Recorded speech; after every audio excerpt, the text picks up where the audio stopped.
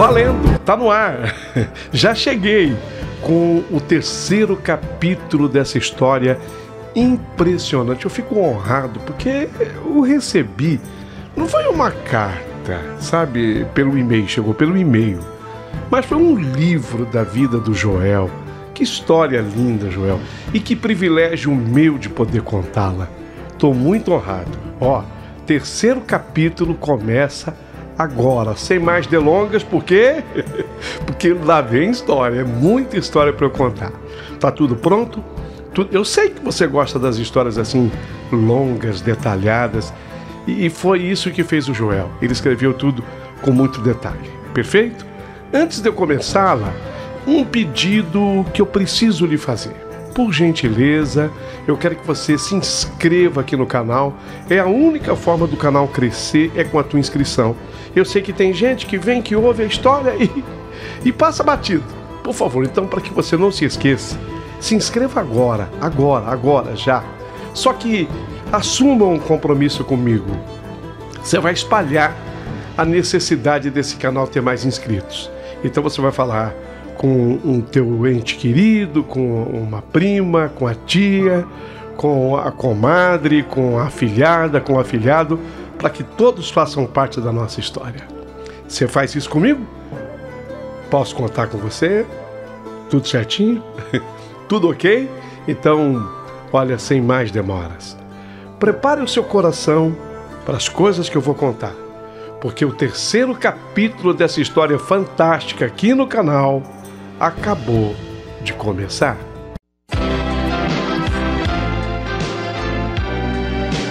Rádio Emoção, Paulinho Boa Pessoa. A verdade de cada um.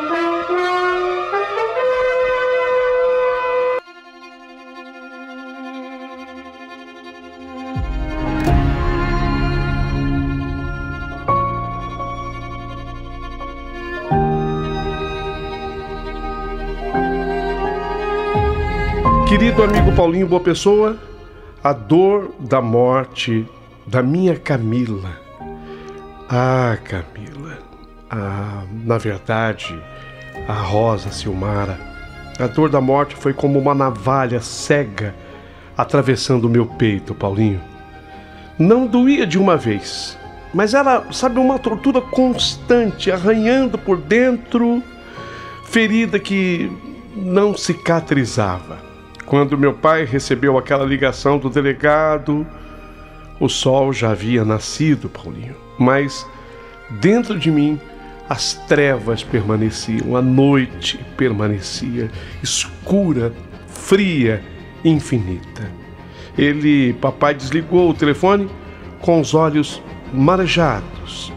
Respirou fundo e me olhou como quem carregasse o mundo nas costas. E foi naquele olhar do papai que eu entendi.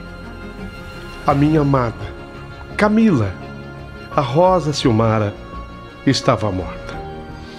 E aí sim, eu gritei, feito uma fera ferida, um bicho machucado. Eu me joguei no chão da sala. Eu chorei uma dor tão profunda que eu achei que eu fosse morrer também. Eu achei que eu não fosse suportar. E naquele instante, eu até queria morrer.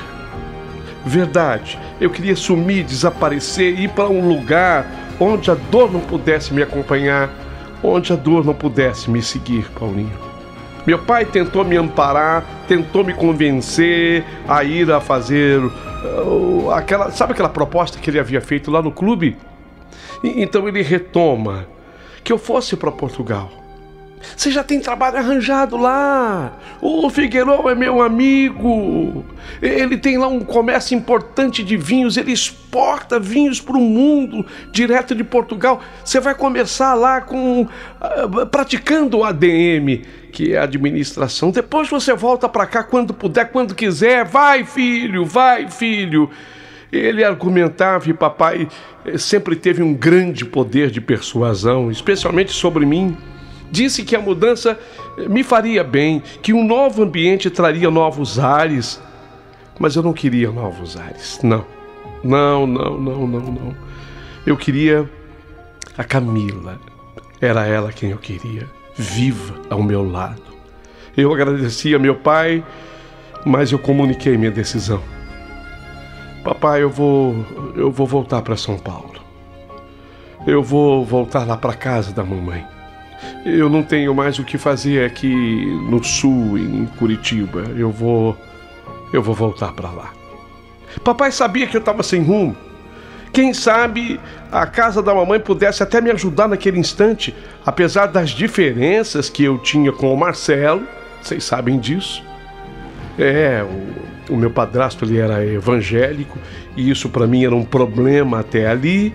Apesar disso, o papai passou segurança a mim e disse: bem, a casa da tua mãe é uma boa, então vá, Joel. Mas quando quiser voltar, se precisar voltar, você sabe que eu estou aqui, embora eu tenha certeza de que Portugal, vou repetir, lá na empresa do meu amigo Figueroa, seria muito melhor para você viver agora. Então eu e papai trocamos um abraço.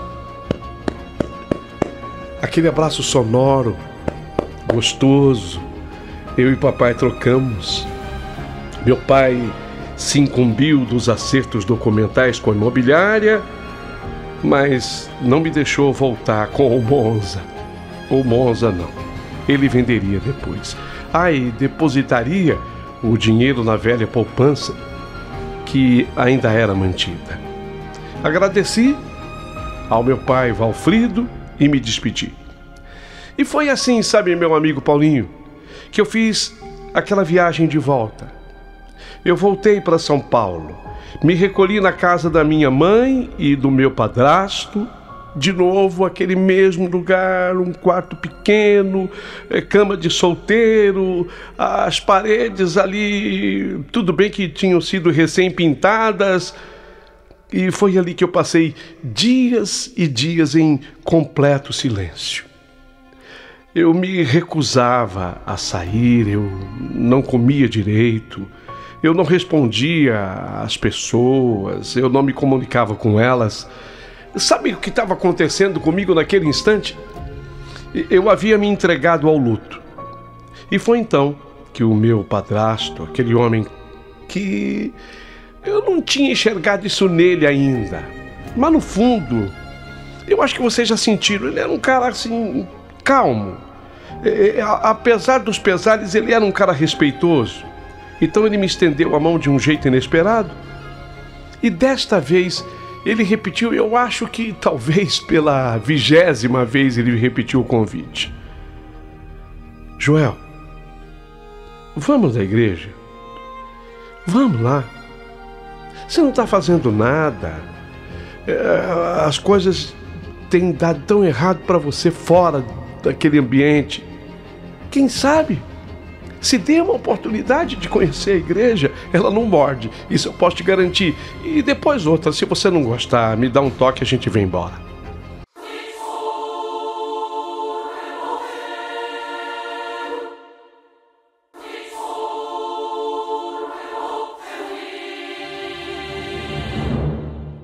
Eu me comprometo com você nisso. Sabe, eu sempre fui muito avesso a essa ideia. Então, como eu já tinha recusado tantas vezes, eu pensei em repetir o que eu tinha feito tantas vezes, recusar. Mas eu estava tão vazio. Eu estava tão vazio por dentro, tão perdido, que desta vez eu respondi diferente. Se eu não gostar, você volta comigo, Marcelo? Volto. Me comprometo, eu volto com você. Tá.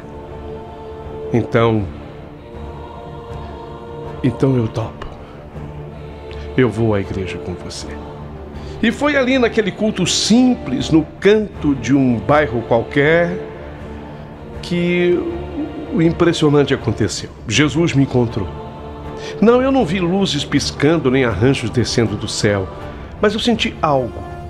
Eu senti assim um calor no peito, um abraço que ninguém me dava, uma presença doce, como se alguém me dissesse: eu sei da sua dor, Joel.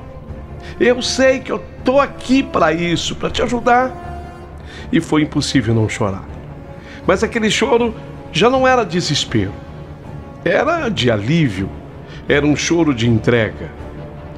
Eu gostei. A experiência foi sobrenatural e ela foi maravilhosa. E no domingo seguinte eu voltei, assim como eu voltaria também no outro, e o que antes era uma resistência, ir à igreja, virou uma necessidade. E depois, pasmem os senhores, se transformou numa vocação. Foi aí que eu tomei a decisão mais surpreendente da minha vida. Eu abandonei o curso que eu estava fazendo de administração, tinha começado lá em Curitiba, e eu me matriculei numa faculdade em São Paulo em teologia. A minha mãe, quando soube da minha decisão, ficou espantada, mas chorou de alegria. Meu padrasto, o Marcelo, ficou emocionado e me abraçou como se eu fosse filho dele de verdade. Eu senti o abraço dele, sabe? Marcelo, como você me deixa honrado, rapaz. Significa que a minha luta para te levar para a igreja não foi em vão. Meu pai não gostou, ele achou o fim do mundo. Disse que eu estava jogando a minha vida fora, que era bobagem, era fanatismo. Mas eu já não era mais o mesmo. Eu não era mais aquele garoto que sonhava com dinheiro e status. Eu queria agora outra coisa. Eu queria servir, eu queria consolar os outros como eu fui consolado. Me formei em teologia quando eu contava 25 anos. E com muita humildade eu fui consagrado ao ministério pastoral. Eu não fui designado a uma igreja específica de imediato. Eu passei então a ser um pastor iniciante e itinerante. Eu pregava aqui, ali, conforme o convite chegasse. Eu vivia com o necessário, mas com o coração em paz. Era uma espécie de pastor missionário. Meu pai continuava não gostando. Não. Papai queria que eu fosse empresário, um administrador de empresas, queria que eu me preparasse para o futuro, quem sabe assumir a empresa da família, mas a minha vocação era outra. Meu pai continuava autoritário e desbocado. Dizia que eu era um ex apaixonado por uma PUTA, e para me confortar eu virei pastor. Olha o meu filho, o que ele virou? Foi apaixonado por uma PUTA e agora virou pastor. Eu sabia que ele dizia isso por ignorância. A verdade é que eu havia me encontrado, havia feito um encontro com Jesus e havia me encontrado enquanto pastor. Ainda era 2015 e agora eu tinha 27 anos, que eu já fazia muita coisa por aí, sabe? E olha, a minha vida tinha mudado demais. Menos uma coisa havia mudado em mim. Por incrível que pareça, isso em 2015, quando eu tinha 27 anos, uma coisa não tinha mudado: o amor.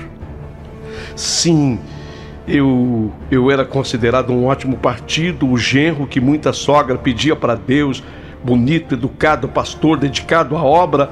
Mas a verdade mesmo é que o meu coração ainda era da Camila, ainda era dela. Mesmo com o tempo correndo ligeiro, o nome dela continuava preso em mim como a última nota de uma música bonita que nunca terminou. E foi numa noite dessas, como tantas, que eu sonhei com ela.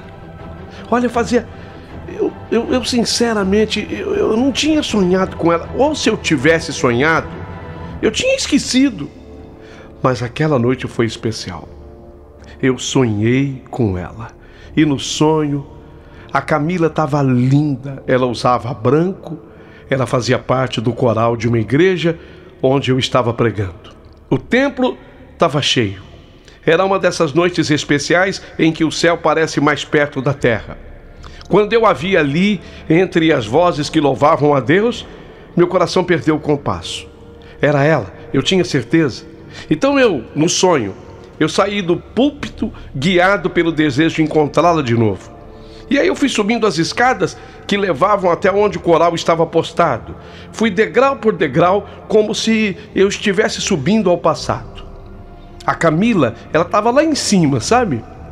Fazia parte do coral, mas ela estava no último degrau daquela escada. Mas eu cheguei lá, e quando eu cheguei, que eu olhei para vê-la, não era mais ela. Olha que coisa, não era mais a Camila, era outra moça. E essa outra moça, ela me olhou e sorriu, e eu, sem entender, eu retribuí o sorriso. E o sonho terminou exatamente assim.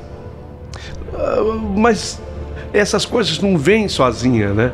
5 dias depois, o envelope chegou até mim. Um convite, um chamado. Um pastor amigo lá do Paraná pedindo que eu fosse pregar na inauguração de uma igreja. O lugar? Santa Mariana, norte do Paraná. Meu Deus, quando eu li o nome Santa Mariana, um arrepio percorreu como um vento gelado o meu corpo todo.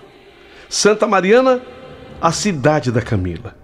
O convite parecia resposta, parecia profecia, parecia ligação direta com aquele sonho. Eu aceitei, lógico que eu aceitei. Eu teria que ir a Santa Mariana 5 dias depois daquele envelope ter chegado. E vocês não imaginam com que felicidade eu fui para aquele lugar, porque eu me lembrava do nome. Sim, porque a Camila havia dito, ela era de lá, Santa Mariana, norte do Paraná. Viajei até o norte do Paraná, carregando no peito mais perguntas do que sermões. Cheguei à igreja bem antes da hora marcada. Era uma construção nova, bonita, feita com muito esforço pela comunidade de lá. Lá dentro estava ensaiando um coral. Eu me aproximei e vi. Entre os jovens do coral, lá no alto, no último degrau, estava ela. Não é possível. Está parecendo que é a moça do sonho. Cabelos escuros, como os de Camila, os olhos castanhos e cheios de doçura. Eu dei um passo à frente tentando entender. Olhei, mas fiquei na minha. O coral estava ensaiando, eu não quis interferir. Mas eu fiquei impressionado, além de ter sentido arrepios por todo o meu corpo. Mais tarde, eu fui pregar. E após a pregação, a celebração, eu fui apresentado a alguns membros da igreja.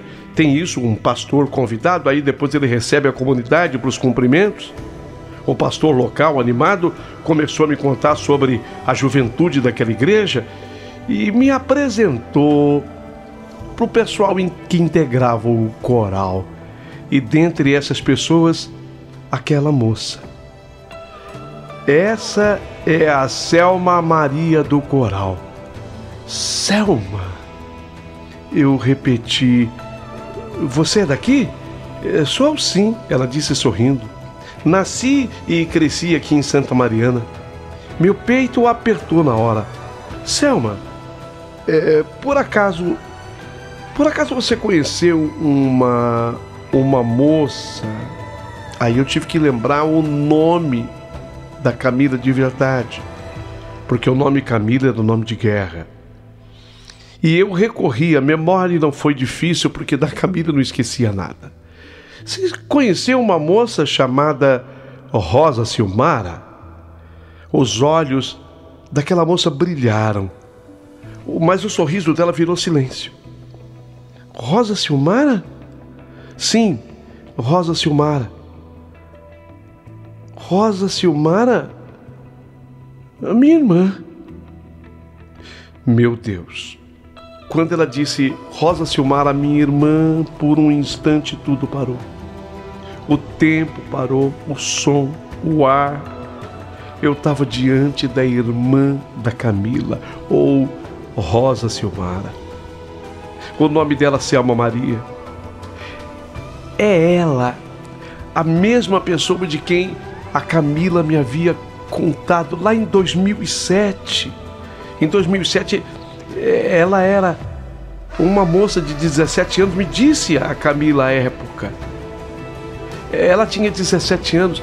A Camila disse que era irmã mais nova, ela se lembrava dessa irmã com muita emoção. Isso tudo voltou à minha mente, só que não era mais 2007, nós estávamos em 2015 e ela estava agora com 25 anos ali diante de mim, no mesmo lugar daquele sonho, porque o sonho que eu havia tido me remetia exatamente àquelas lembranças todas. Estava no mesmo degrau do coral, como que se o céu tivesse orquestrado tudo com mãos invisíveis. Ela, a moça, a Selma Maria, ela percebeu o meu choque e talvez também tivesse notado algo em mim. Então, eu até que não precisei me apresentar muito a ela. Ela sabia que eu era o pastor Joel e até elogiou a minha pregação. Pastor, eu amei a pregação que o senhor fez. Eu agradeci e também a corrigi. Não precisa me chamar de senhor. Até porque, notem, as nossas idades eram próximas. Eu tinha 27 e ela tinha 25 anos. Eu agradeci, mas a modéstia à parte, tinha sido mesmo uma pregação que eu fiz ali, muito inspirada mesmo. E eu tinha motivos fortes para isso. A pregação daquela noite em Santa Mariana foi uma das mais marcantes da minha vida.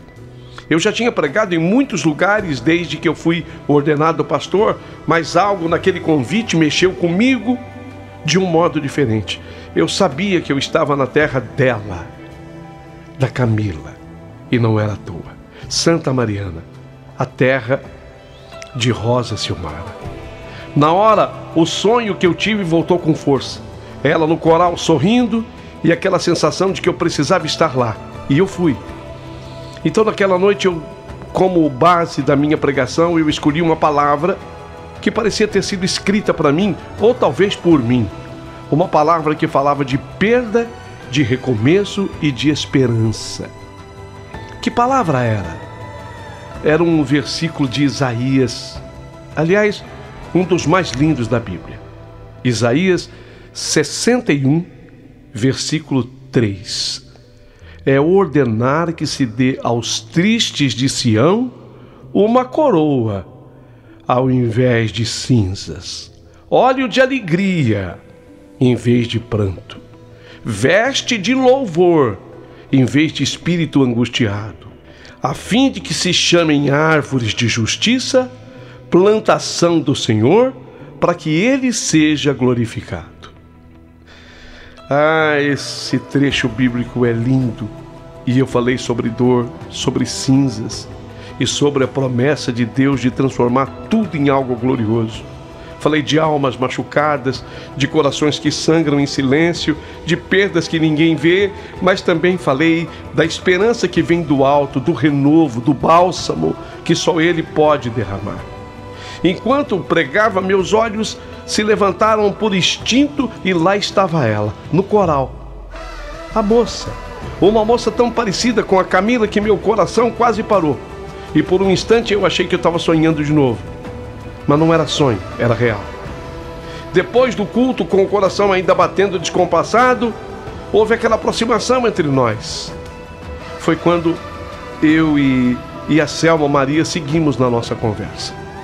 Até que a conversa chegou nesse ponto, que ela tinha elogiado a minha pregação. E emendou em seguida, disse que a palavra havia ido de encontro ao coração dela, Selma Maria. E eu nem precisei perguntar o porquê. Ela continuou: Pastor Joel, que palavra linda que o senhor trouxe essa noite. Tocou profundamente o meu coração. Eu sorri de volta, engolindo a emoção. A glória é toda de Deus, sabe, moça? Fico muito feliz de que isso tudo tenha falado com você. Ela respirou fundo, como quem precisasse dizer algo que há muito tempo estava guardado. E seguiu, com doçura. Eu canto no coral dessa igreja e hoje a minha família inteira veio. Estão aqui, eu acho que ainda estão os meus pais, seu Agenor, a dona Áurea e 2 dos meus irmãos também.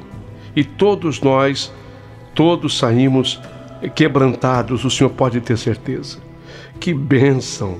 Eu murmurei tentando manter o tom calmo, mesmo estando com meu coração disparado. Mas então, a Selma abaixou os olhos por um instante e quando voltou a falar, a sua voz vinha mais baixa, como se estivesse se abrindo diante de um segredo doído.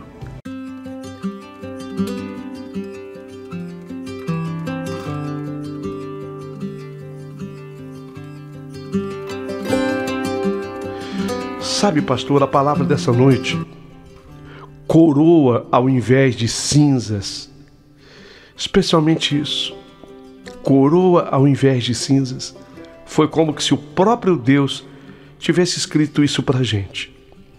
Pastor, o senhor falou de perdas, falou de ausências, de dores que ninguém vê, e foi como que se o senhor tivesse tocado justo onde mais dói a minha alma. Ela fez uma pausa, respirou fundo e continuou. Como o senhor sabe, nós já tocamos nesse assunto hoje. Eu tinha uma irmã, ela era mais velha, a minha referência, o meu espelho. A minha irmã era, pastor, a mulher mais linda e doce que eu conheci na vida. O nome dela, Rosa Silmara. Não era a primeira vez que eu ouvi aquele nome naquela noite, mas quando eu ouvi desta vez, meu mundo parou de novo. O tempo congelou, mas eu me mantive em silêncio. Ela seguiu, sem saber da verdade que me atravessava. Continuou a Selma Maria. Então, pastor, a minha irmã Rosa Silmara saiu de casa muito nova, muito jovem. Ela tinha 14 anos. Ela tinha um coração inquieto, sabe, pastor?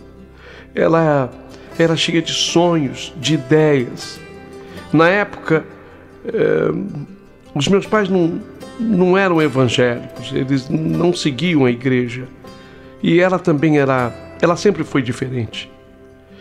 Eu era e sou uma menina. Quando ela se foi, eu era mais menina.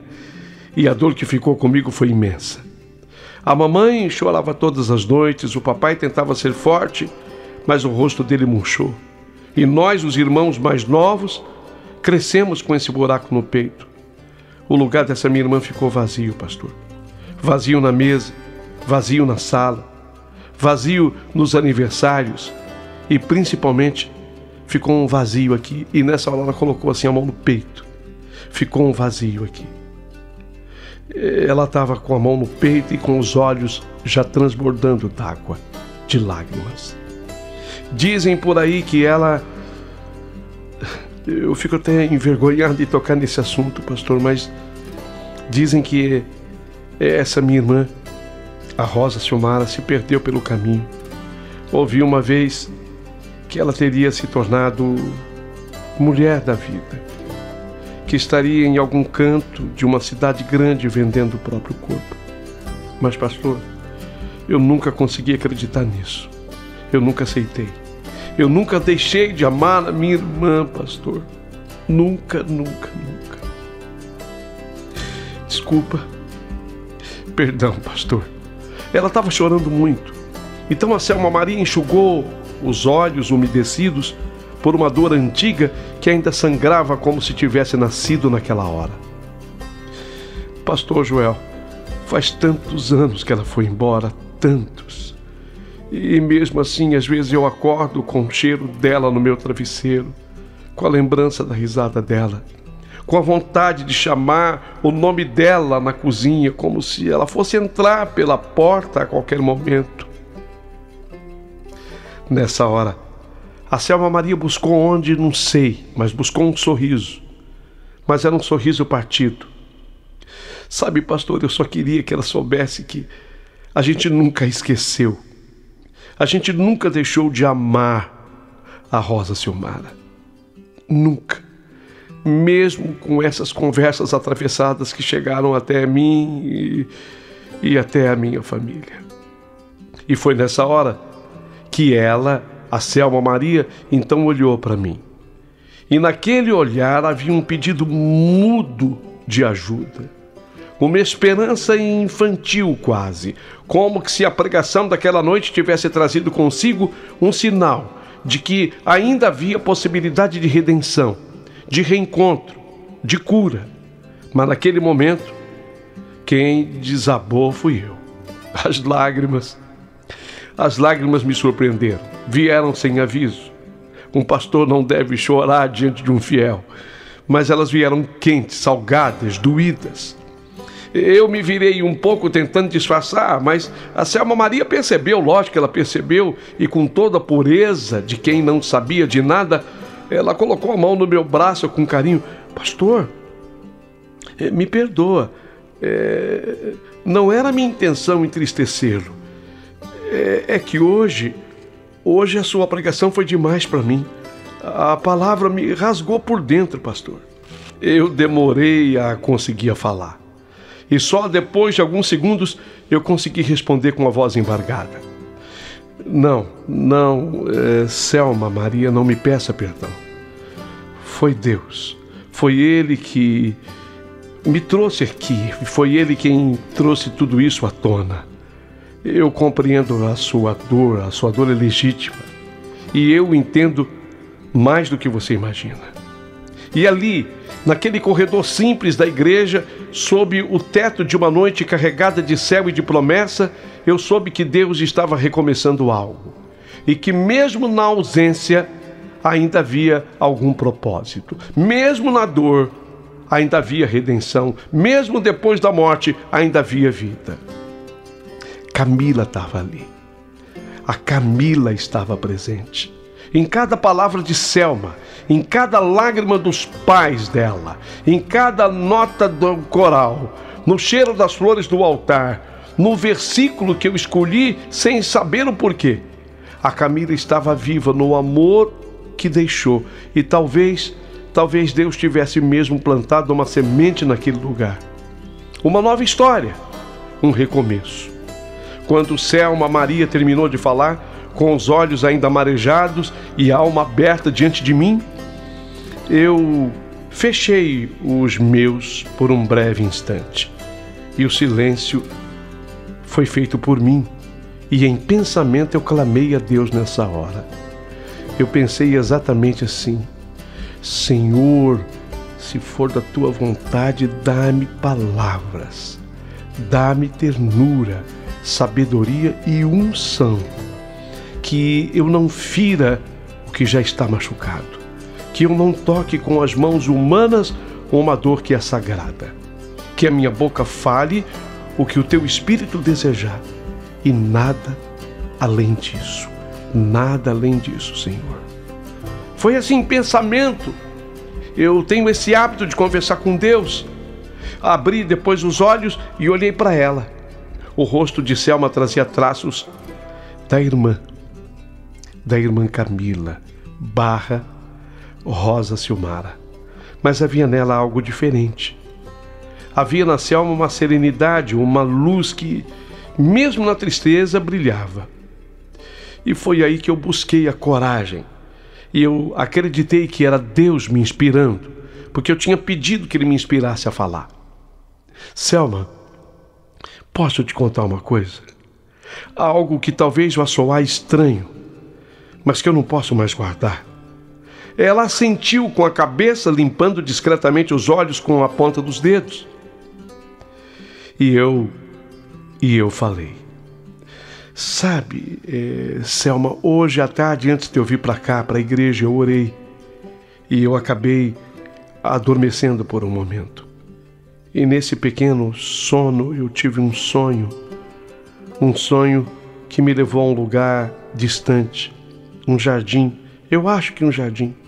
Havia flores, havia vento e havia uma voz que dizia: diga a eles que eu não fui esquecido por Deus. Diga a eles que eu não fui esquecido por Deus. Selma regalou os olhos. Sua respiração falhou por um segundo, mas eu continuei. E foi aí, Selma, que eu vi uma mulher com vestido claro, os cabelos soltos, os olhos cheios de saudade, mas em paz. Ela me olhou e eu sabia quem era.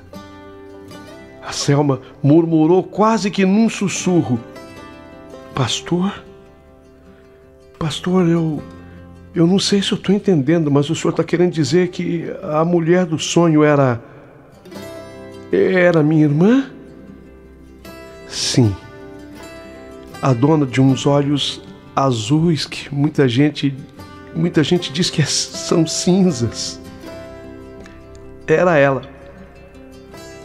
Era Rosa Silmara, a sua irmã.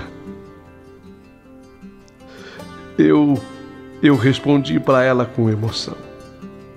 Então a Selma levou as mãos à boca contendo um soluço e então com a voz embargada eu perguntei: Selma, você acredita que Deus é capaz de resgatar até o último dos seus filhos, mesmo que tenham se desviado muito? Mesmo que tenham caído em lugares onde a vergonha parece maior do que a esperança? Ela assentiu com força. Acredito, pastor. Acredito, eu peço isso a Deus todas as noites, que Ele tenha encontrado a minha irmã, que tenha abraçado a minha irmã, que tenha feito por ela o que ninguém aqui na terra consegue fazer. Foi aí que eu me aproximei um pouco mais e com os olhos fixos nela, eu falei: então, ouça, a Rosa Silmara foi resgatada, Selma. Foi tocada por Deus nos seus últimos dias. Eu sei disso, porque eu conheci a Rosa Silmara. Quando eu falei assim, a Selma empalideceu. Como assim, pastor? Eu suspirei, porque aquele momento era sagrado e ali, com todo o amor que havia em mim, eu comecei a contar coisas de Deus, coisa sobrenatural, mas eu conheci a sua irmã e até mais do que conheci. Pastor Joel, como assim? Até mais do que conheceu? Eu estou passada. Eu vou lhe contar, Selma. Eu vou lhe contar. Eu era só um rapaz perdido também quando eu a conheci. Ela trabalhava num lugar sombrio, um lugar que fica na capital do estado, Curitiba, chamado Café, mas que de café não tem absolutamente nada. Tem mais de Bordeaux, o segundo nome. E mesmo naquele ambiente, havia nela, na sua irmã, havia uma chama, uma luta, uma dor, mas também uma vontade de ser amada, de voltar e de ser perdoada. Selma agora chorava abertamente, lágrimas quentes que escorriam silenciosas como rios antigos voltando à nascente. Sim, a sua irmã, ela me falou de vocês. Falou do pai, da mãe, de uma irmãzinha que ela deixou ainda menina, que só podia ser você. Ela dizia que doía, isso nela doía mais do que tudo. E em uma de nossas conversas ela disse: se um dia eu sumir, Joel, fala para eles, fala para minha família que eu nunca deixei de amar nenhum deles e que todas as noites eu chorava por causa deles. A Selma nessa hora não conseguiu mais ficar parada.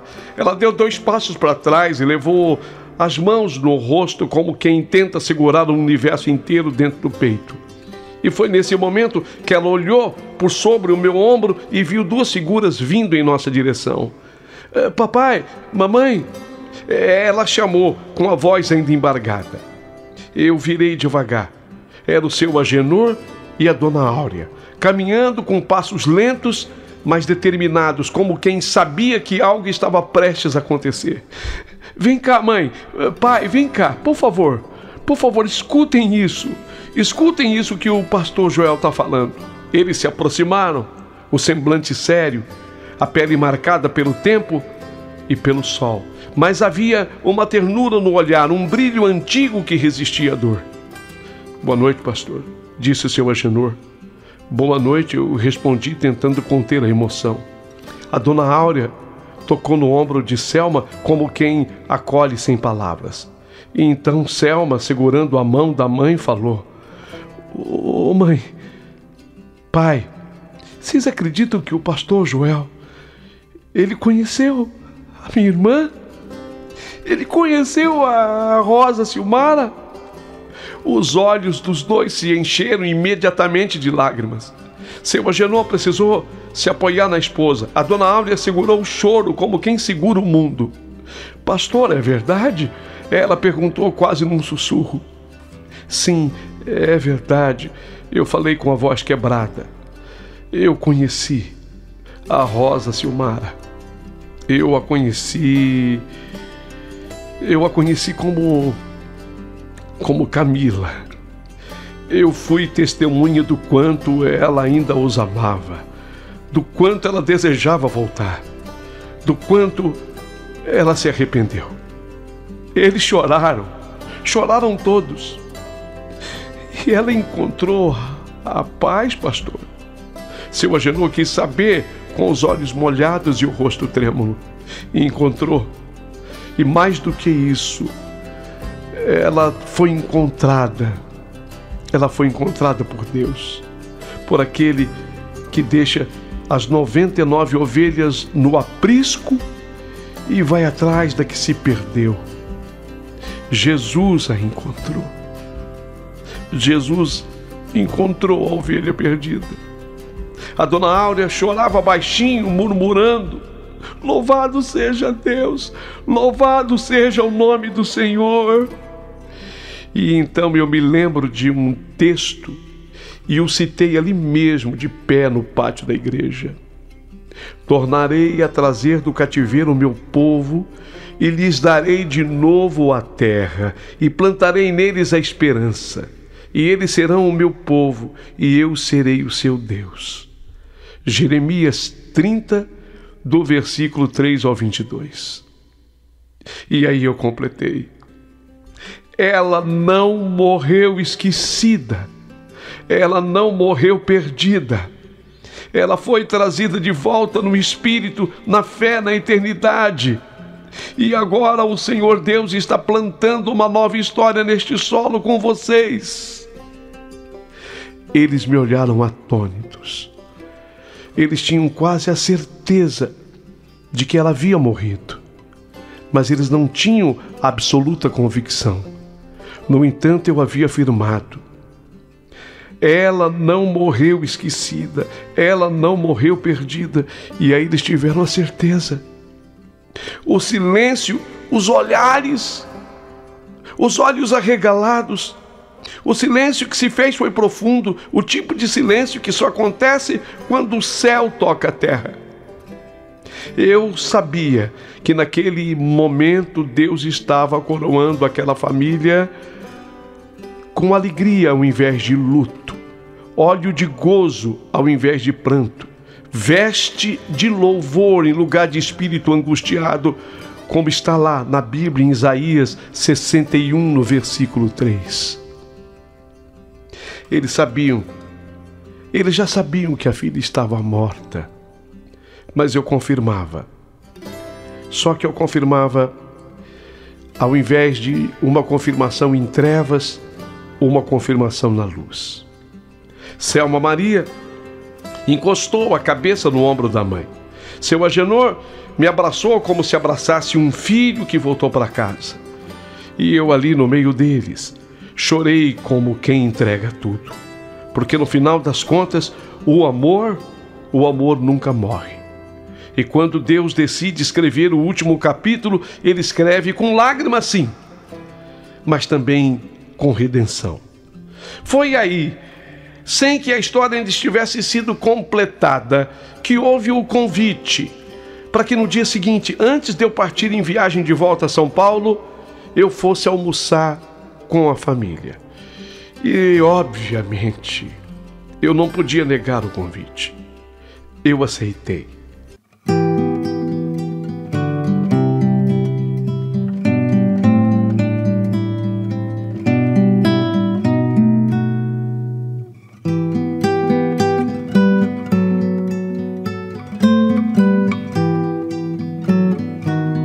Aceitei. Dali para frente, a noite caiu como uma bênção sobre Santa Mariana. A pequena cidade ao norte do Paraná parecia dormir em paz, mas dentro de mim uma tempestade sussurrava. Não era confusão, não era isso. Era um tipo de comoção espiritual que eu só havia experimentado poucas vezes na vida.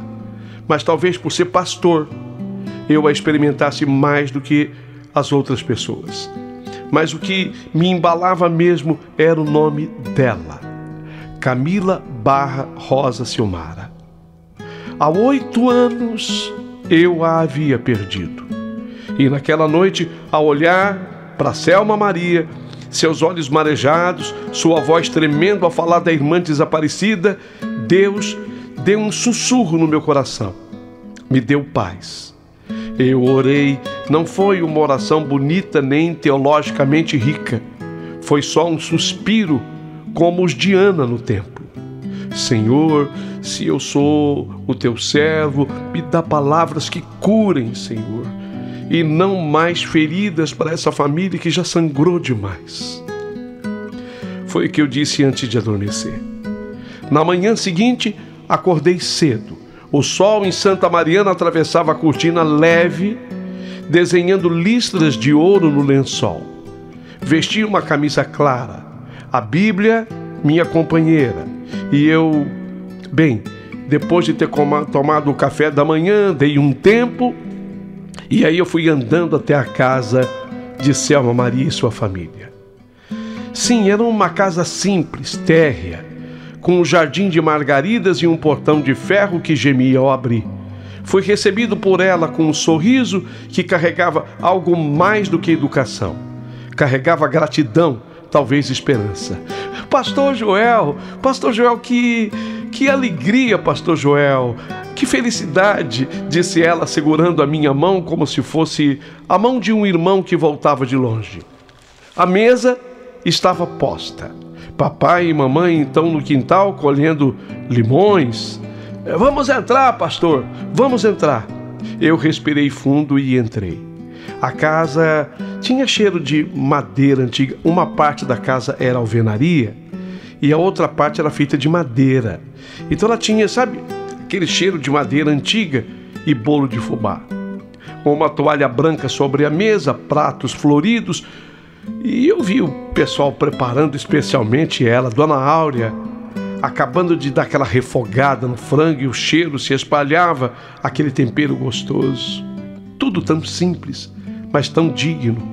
Seu Agenor e Dona Áurea me cumprimentaram com aquele calor. Eles eram pessoas trabalhadoras. Eu sentia as mãos calejadas de ambos, o rosto vincado pelos anos e pelos dias duros de exposição ao sol. Lavradores, gente que honra esse país. Havia também dignidade em seus olhos, fé nos seus gestos. O senhor pregou com alma ontem, pastor, falou seu Agenor, enquanto ele se sentava. O senhor tocou o coração, a ferida da nossa família, mas não tocou para doer não, pastor. O senhor tocou para curar. Era exatamente o que eu tinha pedido a Deus, lembram? Minutos depois, chegaram os outros 2 filhos e suas mulheres. Eles também foram convidados para o almoço, que obviamente ganhava o requinte de uma importante reunião familiar. E ali, depois de um certo tempo, já sentados à mesa, eu comecei a sentir o céu se inclinar. Enquanto serviam a comida, que cheiro gostoso, que comida deliciosa. Trocávamos as palavras suaves. Selma Maria me olhou de novo, os olhos muito parecidos com os olhos de Camila Rosa Silmara. Pastor, ela disse com a voz um pouco baixa, ontem à noite, depois que o senhor foi embora, eu sonhei com a minha irmã. Sonhei com a Rosa Silmara. Eu até repeti, Rosa Silmara.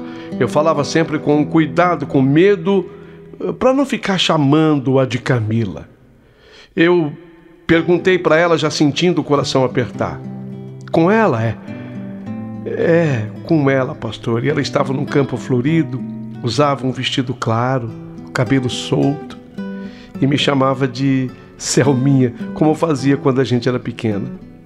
Ela disse que estava em paz, que perdoava o papai, e que me amava muito.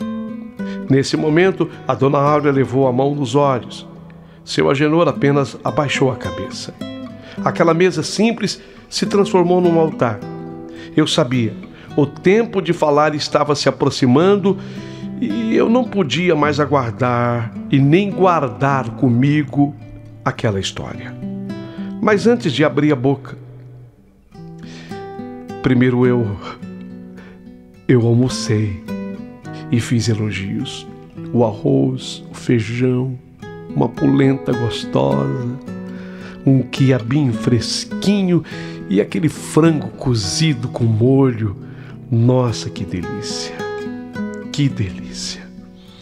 Depois do almoço, eu precisava falar.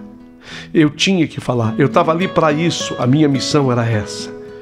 Mas eu precisava dela, a Bíblia. A minha estava guardada, mas sobre um buffet que havia assim na sala, simples, havia uma Bíblia que estava aberta. Então, eu sabia que o tempo de falar havia chegado. Eu olhei na Bíblia que estava aberta em João, capítulo 12. João, capítulo 12. O versículo saltou aos meus olhos. Em verdade vos digo que se o grão de trigo caindo na terra não morrer, fica ele só. Mas se morrer, dá muito fruto. João 12, versículo 24. Ali estava a chave. Eu pensei comigo, Camila caiu na terra. Camila / Rosa Silmar, eu tenho que ter cuidado com isso. Camila caiu na terra, foi tragada pela escuridão, mas algo do seu amor, da sua doçura sobreviveu. Sobreviveu em mim, sobreviveu em Selma e agora começava a florescer. Aproximei a mão do copo, eu bebi um gole da água e com a voz ainda presa na garganta falei: queridos, irmãos queridos, eu preciso contar algo para vocês. O silêncio foi absoluto. A Selma parou de mastigar. A dona Áurea limpou as mãos num pano de prato. Seu Agenor me fitou. Os demais irmãos me olharam, suas esposas também. E eu resolvi contar a história com sinceridade, porque tem uma hora que a gente não pode mentir. Quer dizer, a gente não pode mentir nunca. A verdade, ela é necessária sempre, mas tem uma hora que a verdade, ela tem que ser dita sem nenhuma rasura. Ela tem que ser dita por inteiro. Então eu comecei assim.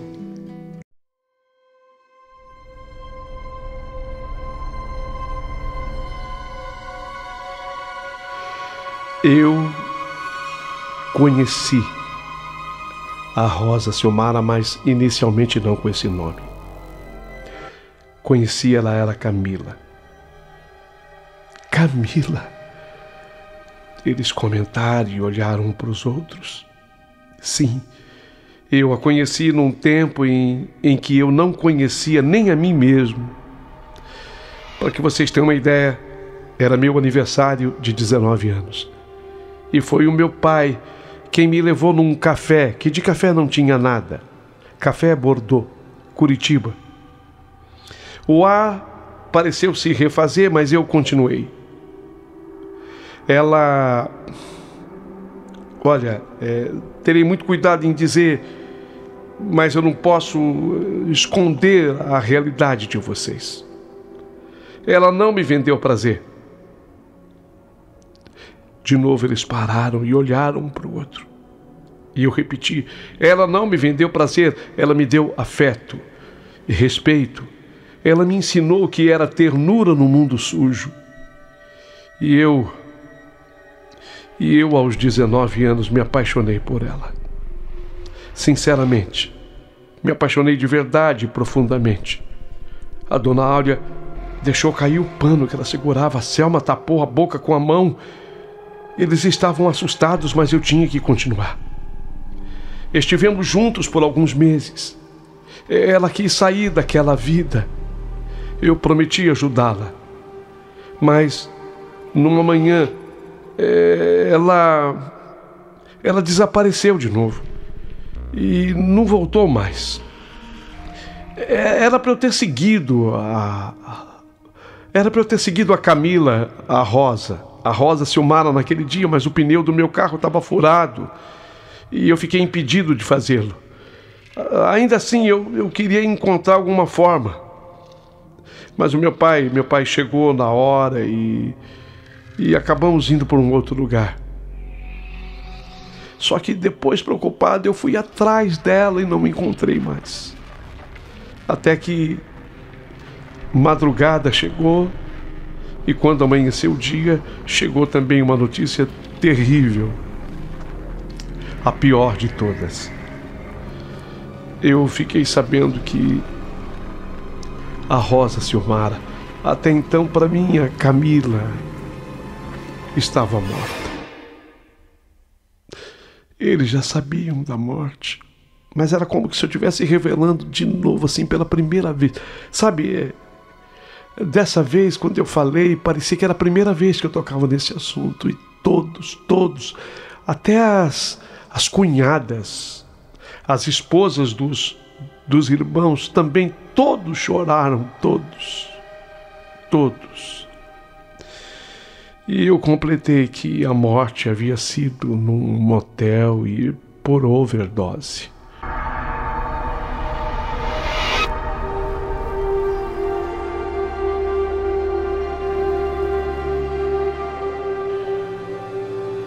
Era o fim daquela conversa dura. E então eu olhei bem dentro dos olhos de cada um deles. Mas não foi o fim para ela. Não foi, porque até hoje ela vive em mim. Uma lágrima correu pelo rosto do seu Agenor. Ele não falou nada. Apenas se levantou da cadeira, contornou a mesa e me abraçou. Sem palavras. Só um homem mais velho machucado, abraçando outro homem que amou sua filha. E depois veio a Dona Áurea. E por fim a Selma. E depois os outros 2 irmãos. E as noras. Naquela manhã, àquela mesa. Eu digo manhã porque o almoço começou por volta de umas 11h30. Naquela mesa, naquela casa, houve ceia.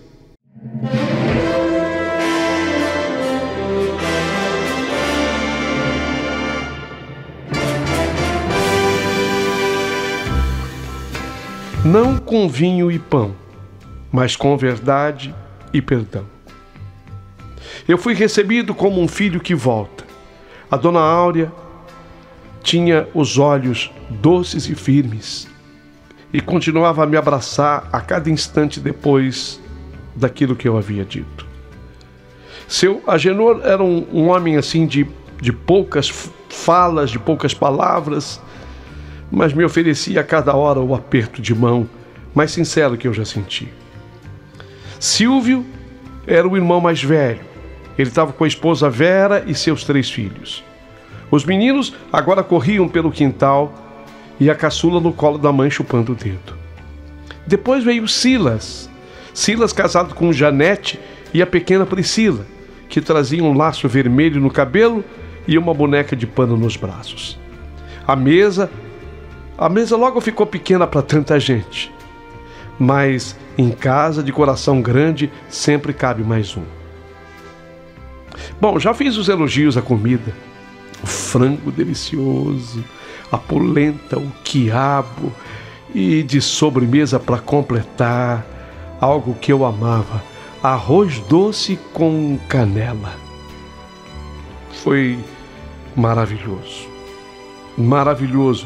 verdadeiro, tudo muito verdadeiro. Alguém ainda me cobrou, o senhor pode falar mais? Foi o Silvio, o irmão mais velho. O senhor pode falar mais da minha irmã? Silvio, a Camila barra Rosa Silmara, era uma mulher assim cheia de contradições e de beleza, mas foi ela quem me ensinou que mesmo onde o pecado abunda, a graça pode transbordar. Falei com cuidado, com ternura, mas sem esconder a verdade, sem ferir a memória. Eu contei que ela tinha escolhido sim um caminho difícil e que a vida a empurrou por uma profissão onde poucos entram por vontade própria e muitos por falta de escolha. Disse que foi ali, naquele lugar que o mundo julga e condena, que ela me estendeu a mão. Foi ela quem me ajudou quando eu estava totalmente perdido.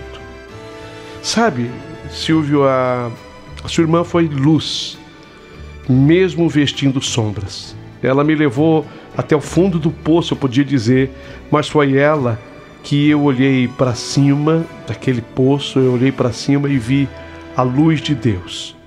Ela me apresentou o deserto, mas foi nele que eu escutei a voz do Senhor. A dona Áurea chorava em silêncio. Seu Agenor também. Silvio enxugou o rosto assim com o guardanapo. A Selma nessa hora me olhava como quem reconhece pela primeira vez a inteireza de uma irmã que só conhecera pela metade. Depois do café e do arroz doce polvilhado com canela, eu pedi licença. Abri a Bíblia e li com a voz firme, mesmo com o coração aos pedaços. Porque estou certo de que nem a morte, nem a vida, nem anjos, nem principados, nem potestades, nem o presente, nem o porvir, nem a altura, nem a profundidade, nem alguma outra criatura nos poderá separar do amor de Deus, que está em Cristo Jesus, nosso Senhor. Romanos, capítulo 8, e versículos do 38 ao 39. Aquela tarde ficou marcada em meu coração com tintas de eternidade. E aí, depois daquele almoço, ficamos ainda por um tempo na varanda dos fundos. A luz do sol parecia mais branda naquele instante, como se o próprio céu quisesse respeitar a dor daquela família. Silas trouxe um café coadinho na hora, servido numa garrafa térmica, já bem usada, com a tampa frouxa. Janete veio com uma tigelinha de sequilhos que, segundo ela, era receita da Rosa Silmara, quando menina. Disse isso num tom quase sussurrado, como se dissesse um segredo, como quem abre uma gaveta da alma. Selma Maria sentou-se perto de mim, mas sem demonstrar intenção de conversa.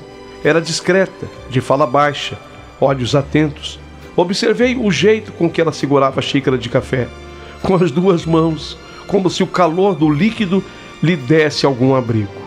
Era uma moça bonita, mas o que mais chamava a atenção nela era a serenidade no rosto e a tristeza antiga, funda, que seus 25 anos não conseguiam esconder.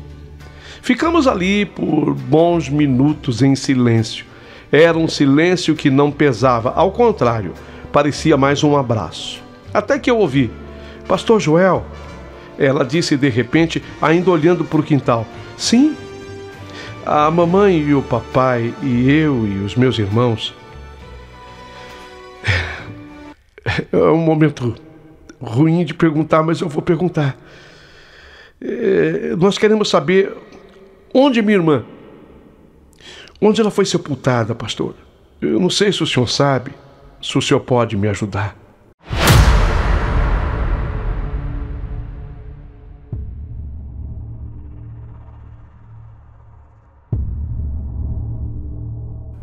Eu me virei para olhar nos olhos dela e respondi: "Eu entendo", falei. "O papai, a mamãe, os irmãos, todos. A gente sabe que ela se afastou e que nunca mais deu notícias, mas mesmo assim ela é nossa. Ela é sangue do nosso sangue, sabe, pastor Joel? E a gente queria trazê-la para descansar aqui, em Santa Mariana, junto com a gente. O corpo dela, o que restou, na verdade, do corpo dela." Eu, nessa hora, senti um nó se formando na garganta. Fechei os olhos por um instante, respirei fundo e então falei: "Selma, eu vou ajudar vocês. Eu juro que vou. Vou mesmo, mas confesso, vai ser difícil. Não me olhem assim, vai ser muito difícil. Eu vou explicar. Eu mesmo procurei por registros dela e não encontrei nada. É como se ela nunca tivesse existido, pelo menos oficialmente. Nenhum nome, nenhum documento, nada. A Selma baixou os olhos, enxugando uma lágrima que insistiu em descer.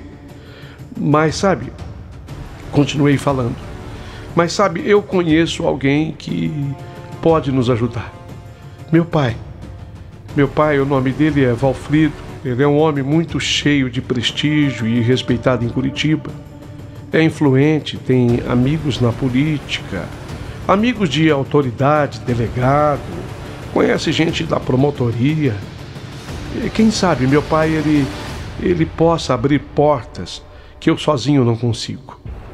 Ela assentiu com a cabeça em silêncio. E foi assim que iria começar uma outra busca. E foi depois de eu ter ido embora de lá, prometendo trazer notícias em breve, que eu voltei para São Paulo e depois fiz contato com o meu pai em Curitiba. Por telefone, eu expliquei para o pai Valfrido tudo o que eu precisava. E aí, meu pai foi puxando fios soltos e vasculhando o que restava da história esquecida de Camila / Rosa Silmara.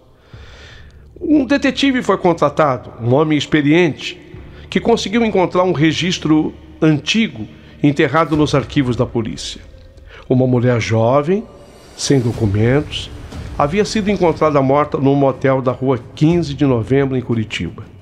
O boletim da época dizia: possível causa-mortes, overdose. Mas havia uma coisa: ela não estava sozinha naquele quarto. Aí é que está. O detetive descobre, ela não estava sozinha naquele quarto. Com um jeitinho, o meu pai, o velho Valfrido, e seus contatos descobriram que um empresário importante, muito rico e casado, já à época dos fatos, estava com ela naquela tarde que virou noite e depois trevas. O nome desse empresário não constava em lugar nenhum oficialmente. Tudo abafado com o poder do dinheiro. Mas o mistério começou a se resolver quando soubemos que esse mesmo empresário havia cedido um jazigo num cemitério particular de sua propriedade para que ela fosse sepultada ali. Às pressas, o sepultamento aconteceu a toque de caixas, às pressas, sem nome, sem cerimônia, sem história. E aí, como o detetive descobriu quem era esse empresário, eu pessoalmente fiz questão, eu mesmo fui me encontrar com esse homem.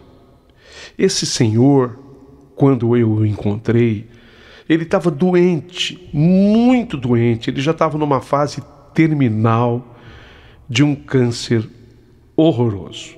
Conversamos num quarto escuro, abafado, ele tinha os olhos fundos, mais brilhantes ainda. Eu fiz uma pergunta para ele. Quer dizer que o senhor era apaixonado pela Camila? Eu perguntei e ele não hesitou. Como nunca amei ninguém. Você falou em paixão? Eu amava aquela mulher, como nunca eu amei ninguém. Eu ia tirá-la daquela vida e já estava tudo pronto. Eu prometi para que ela saísse daquela vida um apartamento de luxo em Batel, uma rua tranquila, apartamento de cobertura, varanda grande, lareira, elevador exclusivo. Eu queria que ela tivesse uma vida digna, sabe? Mas que ela continuasse sendo minha. Mas eu queria que ela fosse só minha. Eu ouvindo aquele senhor falando, com vontade de chorar. Mas eu fiquei em silêncio. E ele seguiu. Então ela aceitou no começo. Ela aceitou no começo. Mas depois ela sumiu, continuou ele. Ela tinha voltado com com antigo amor, foi o que ela falou. Não quis mais nada. Ela recusou o apartamento, ela recusou a vida boa que eu queria dar para ela. Disse que ela amava outro homem. Bem, nessa hora eu engoli seco e fiz as contas. Ano de 2007, naquele mês, ele estava falando de mim. Com certeza era sobre mim que ele estava falando. Isso mesmo, ela marcou então um almoço comigo. Ela disse que queria conversar. E foi naquele restaurante elegante que tem ali não sei se você conhece, na Avenida... a Avenida Vicente Machado. Foi ali. Ela disse que não queria mais aquela vida. Que ela estava saindo da prostituição. Mas não era por minha causa. Era por outro homem. E eu pensei... Era exatamente o dia em que a minha intuição me alertou para segui-la. Foi nesse dia. Mas aí o pneu do carro do Monza estava furado. E eu não consegui. Aquele senhor estava se referindo exatamente ao dia daqueles fatos. E eu perguntei para ele: e o senhor? Como o senhor reagiu? Eu perguntei. Eu fiz uma coisa da qual me arrependo muito. Eu pedi uma despedida. Eu queria ter a Camila só mais uma vez. Ela recusou. Disse que não podia, que ela estava limpa e decidida. Mas eu conhecia as fraquezas dela, pastor. Eu conhecia. Eu tinha levado comigo a droga, a mais pura. E eu mostrei para ela, ali mesmo no restaurante. Eu tirei dos bolsos internos do meu blazer e mostrei para ela. Bastou que ela visse para começar a tremer. A dependência dela de droga era grande. Ela estava em abstinência. Eu soube mexer com ela naquele instante. Ela tentou resistir. Ela foi no banheiro umas 3 vezes. Ela ia e voltava. Mas na 4ª vez ela voltou e disse: tá, eu aceito. Eu aceito, mas vai ser a última vez. Nunca mais depois disso. Escutou, César? Ele fez uma pausa, olhou para o teto e aí ele seguiu. Bem, aí eu paguei a conta no restaurante e fomos para o motel. Mas ela tinha ido para o motel não para ficar comigo, mas para ficar com a droga. E ela usou mais do que o corpo dela podia aguentar. Teve um momento que ela começou a tremer, a se debater. E então ela caiu dura, estática, e me olhando, arregalou os olhos. Ela morreu na minha frente. E o senhor? Eu entrei em pânico. Eu pensei que fosse ter também uma síncope. Eu senti uma forte dor atravessar o meu peito. Achei que eu fosse ter um infarto também. Mas eu fiquei ali. Fiquei, eu acho que um tempo desacordado. Quando eu recobrei os sentidos, eu liguei para os meus advogados. E o principal deles chamou um delegado amigo, um médico de confiança. Esse médico assinou os papéis, o atestado de óbito, a causa mortis overdose, como se ela estivesse sozinha. E o enterro? Seu César? Fiz tudo com meu dinheiro. Comprei silêncio e respeito. Paguei tudo. Ela foi enterrada numa campa que eu tinha num cemitério. E eu coloquei uma frase em mármore. Uma frase que ainda me persegue até hoje. Foi nessa hora que eu levantei os olhos e falei com aquele senhor: que frase, seu César? Ele colocou a mão na testa, fez um esforço para se lembrar e disse-me: aqui jaz quem nunca foi de ninguém, mas foi tudo para mim. Eu, na hora, engoli seco. A voz não saía. Peguei aquela folha, dobrei com cuidado, guardei no bolso do paletó. Me despedi daquele senhor. Agradeci o velho empresário. Dias depois, soubemos que ele havia falecido, mas justo no dia em que o corpo de Rosa Silmara foi exumado. Olha, eu descobri onde ela estava sepultada, solicitei a exumação que saiu com influências do meu pai. No momento em que o corpo da Rosa Silmara estava sendo exumado, aquele senhor César faleceu.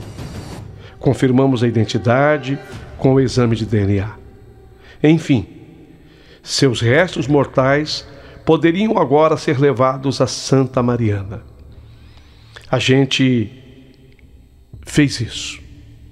Eu fiz um translado dos restos mortais até Santa Mariana e nós a enterramos com o nome de Rosa Silmara. Com o nome, com oração e com lágrima e com o amor que ela merecia desde sempre. Eu nunca mais me afastei da família. Depois do sepultamento de Rosa Silmara, naquele dia em que o céu parecia carregar o peso da alma de todos nós, eu criei raízes em Santa Mariana. Não que eu tivesse ficado morando ali de vez. A minha vida ainda estava dividida pelo Brasil, especialmente São Paulo, mas eu saía pregando para muitos lugares. A minha missão como pastor me chamava em tantas outras frentes, mas meu coração ficou plantado naquela terra vermelha e tão produtiva de Santa Mariana. Voltei dezenas de vezes, almoço de domingo, festa da igreja, aniversário dos sobrinhos dela, e sempre que eu chegava, era a Selma Maria quem vinha ao meu encontro primeiro. Ela me recebia com aquele sorriso que carregava ternura e um tipo de paz que a gente só encontra em mulher que já perdoou a vida muitas vezes.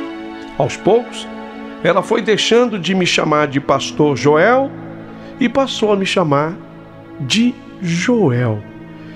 E eu também confesso que já não a chamava de Irmã Selma. Era só de Selma. E pronto. Como se fosse sempre assim, desde sempre assim. As conversas foram ficando mais longas, os abraços mais demorados, e um dia a Selma encostou a cabeça no meu ombro, depois de um culto à noite, ali na frente da igreja, e ficou em silêncio por uns bons minutos, só ouvindo o vento passar pelas folhas da mangueira. E eu entendi tudo, sem precisar de uma palavra. Mas foi só naquele julho de 2016, eu me lembro como se fosse ontem, que tudo veio à tona. Que ela falou, que a alma dela se abriu inteira para mim. Era um sábado frio, típico do inverno paranaense. Eu tinha ido a uma cidade próxima para pregar num evento da Mocidade Evangélica. Depois do culto, eu resolvi passar em Santa Mariana, na casa dela. A mãe dela estava na cozinha preparando um chá de erva doce. Os outros haviam saído, estavam numa festa de criança. Estávamos sós, só eu e a Selma Maria na sala, sentados ali. E o cheirinho daquela lenha queimando, invadindo tudo. Ela olhou para mim, demoradamente, como quem precisa vencer um abismo dentro do peito para dar o primeiro passo. E então ela falou: Joel, eu não consigo mais guardar isso comigo. Meu coração disparou. O que é, Selma? Ela baixou os olhos, como a menina que vai contar um segredo ao pai, e depois levantou os olhos de novo, firme e decidida. Joel, eu te amo. Eu te amo. Amo de um jeito manso, calado, mas que me acompanha desde aquela tarde na varanda, quando você prometeu que ia encontrar o corpo da minha irmã. É isso, Joel. Eu te amo. As palavras dela vieram como uma lágrima tímida, mas tão cheia de verdade que doeu. E era a partir desse instante que nascia uma nova história, que vocês ficarão sabendo de todos os detalhes no próximo capítulo dessa minha história. Eu não sei porquê, mas algo diz aqui dentro do meu coração que é uma história que se torna imperdível por tudo isso.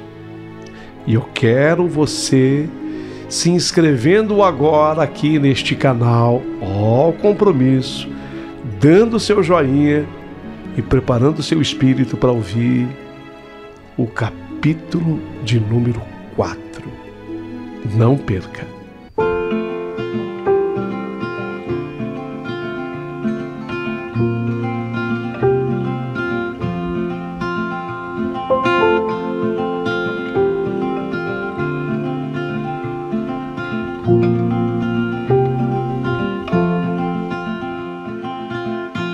Rainy days don't seem so wet, stormy nights don't stay. From the moment that we met, you were worth the wait. Oh, this could be the best thing that I'll ever know.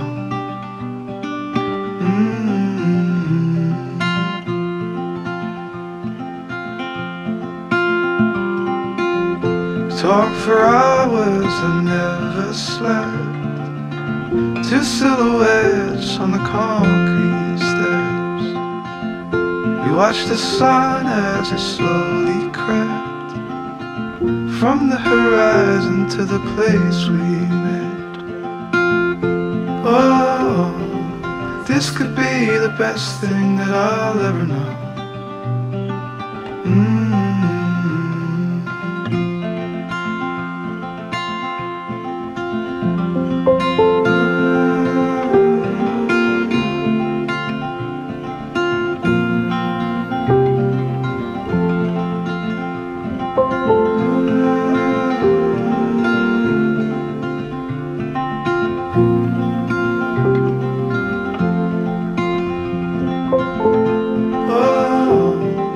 This could be the best thing that I'll ever